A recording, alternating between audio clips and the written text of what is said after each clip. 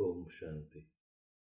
बड़ा खुश नसीब है जिसे तू नसीब है, उसे और चाहिए क्या जिसके तू करीब है। हम तो कहाँ थे तेरे काबिल, तूने दिया दिल। हम तो बादशाह है भले ही गरीब है, हमें और चाहिए क्या जिसके तू करीब है। बड़ा खुश नसीब हूँ। जिसने परमात्मा को पा लिया वह बड़ा खुश नसीब है।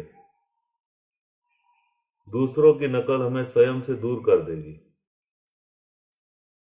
हमारे अंदर जो बीज है उसे वृक्ष बना देना ही हमारी खुश नसीबी है। कमल का फूल गुलाब नहीं बन सकता, गुलाब का फूल कमल नहीं बन सकता। गुलाब का फूल गुलाब बने यही उसकी मंजिल है। कुछ और बनने की व पाने की इच्छा बादशाह को भी गुलाम बना देती है, और संतुष्टता गुलाम को बादशाह बना देती है।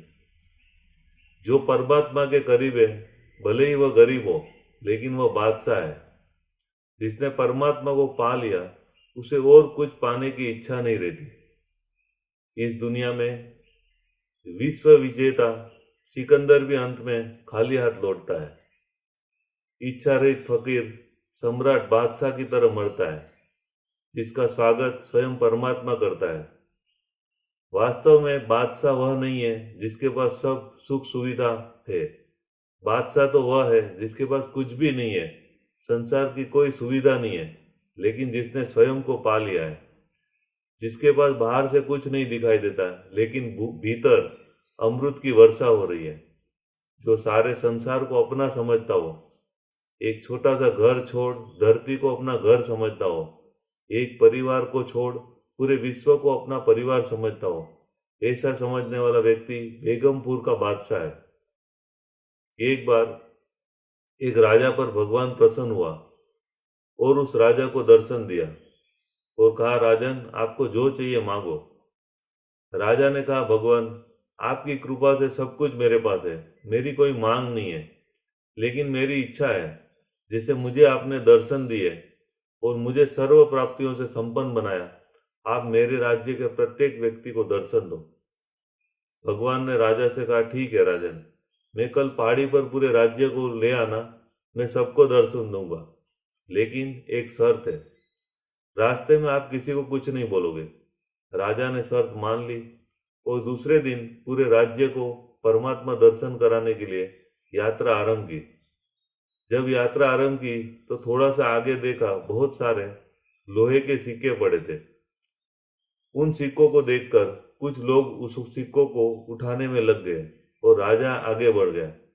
अब राजा के पास 50% लोग थे। थोड़ा आगे बढ़े तो तांबे के सिक्कों का ढेर दिखाई दिया।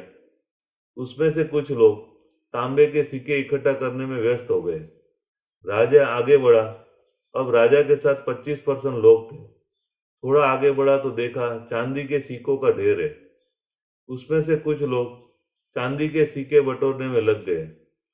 राजा के साथ राज्य के और जो बचे हुए लोग थे 10%, उसको लेकर राजा आगे बढ़ा। जब आगे बढ़ा तो देखा सोने के सिक्कों का ढेर आया। तो जो 10% लोग थे वो सोने के सिक्के बटोरने में व्यस्त हो गए। अब राजा और रानी दोनों आगे बढ़े। कुछ आगे बढ़ने के बाद देखा कि कुछ चमकीले हीरे दिखाई दिए। रानी भी वह हीरा बटोरने में व्यस्त हो गई। अब राजा अकेला बच्चा था जो भगवान के सामने खड़ा था। तो जिसे कुछ पाने की इच्छा है वो परमात्मा को नहीं पा सकता।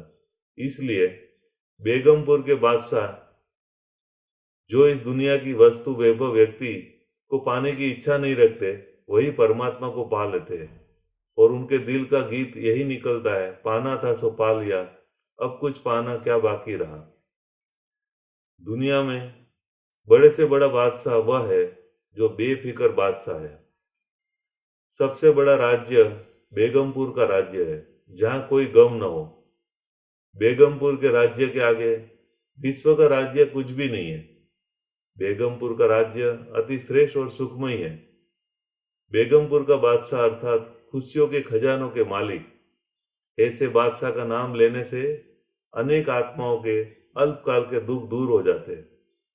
जिसका चित्र और चरित्र गायन करते से दुखी आत्माएं खुशी का अनुभव करने लगती है। क्या होगा, कैसे होगा, इसका फिक्र नहीं करो, सदा स्मृति में रहे, जो हो रहा है वह सब अच्छा होने वाला है। जब कोई समस्या या अपने कर्मेंद्र के वशीभूत होते हैं तो हम अपनी शक्तियां खो देते हैं। बेगमपुर का नशा व खुशी खो जाएगी। सदा समझो, मैं मास्टर सर्वशक्तिवान बेगमपुर का बादशाह हूँ। संकल्प में भी गम अर्थात दुख की लहर ना आए।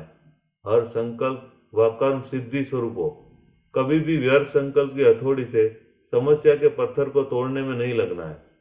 परमात्मा के बच्चे हो, परमात्मा के राज्य अधिकारी हो, ऐसे बादशाह के हर संकल्प सिद्धि स्वरूप होंगे। मुख से सदैव महावाक्य ही निकलेंगे।